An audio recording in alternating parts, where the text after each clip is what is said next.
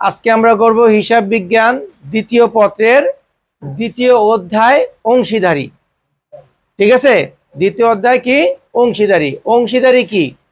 যে ব্যবসায়ে একের অধিক কি থাকবে? পার্টনার। পার্টনার বলতে অংশীদার থাকবে, মানে একের অধিক। ধরো আমি একজন ব্যবসা শুরু করবে, একজন একজন করলে অংশীদারি হয় না, একের অধিক লোক লাগবে, তাহলে কি বলবে? অংশীদারি বলা হয় এটাকে। তো আজকে আমরা শিখবো কি? অংশীদারি। এই অংশীদারের মধ্যে কয়েকটা নিয়ম আছে। আমরা যখন ব্যবসা বাণিজ্য করব, করার পরে আমাদের মুনাফা হয় না? যে ধরো আমরা 2 জন 3 জন 5 জন মিলে ব্যবসা করলাম, করার পরে 1 লক্ষ টাকা আমাদের কি হয়েছে? মুনাফা হয়েছে। এখন এই মুনাফা আমরা কিভাবে ভাগ করে নিব? কিভাবে ভাগ করে নেবে, এইটা আমাদের একটা রুলস আছে, কয়েকটা নিয়ম আছে। দেখেন, প্রথম এটা উঠাতে হবে খাতায় এক একজন করে। ওকে, ধরো এ অনুপাত বি অনুপাত সি, 3 জন অংশীদার, ওদের অনুপাত হলো 3 অনুপাত 2 অনুপাত 1, এবং ধরো তাদের মুনাফা কত? মুনাফা ধরো তাদের আসছে 60,000 টাকা লাভ।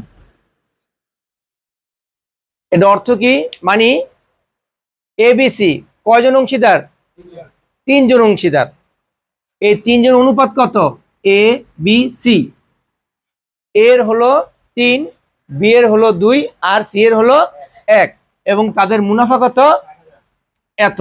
প্রশ্নে আমাকে বলবে যে এই যে এইটা এই অনুপাতে বিভক্ত করো, মানে এই অনুপাতে মুনাফার অংশ বিভক্ত করো। তখন কিভাবে? দেখো নিয়মটা দেখেন। প্রথমে তোমরা অনুপাতের যোগফল করতে হবে। যেমন এটা দেখো, প্রথম এ, অনুপাতের যোগফল কত? অনুপাতের যোগফল 3 2 1, মোট যোগফল কত আসে? 6। ঠিক আছে, আচ্ছা 6 আসলে এখানে মুনাফাটা কত? 60,000। এটা কার অনুপাত? এ কত?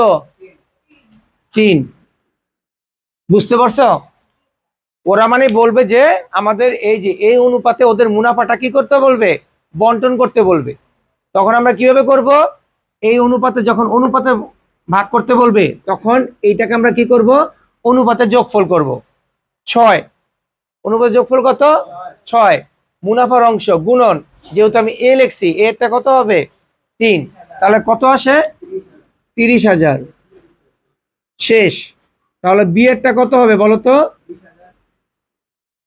60,000 গুণন এটা কত হবে এখানে? বি, বি কত? 2, তাহলে কত আসবে?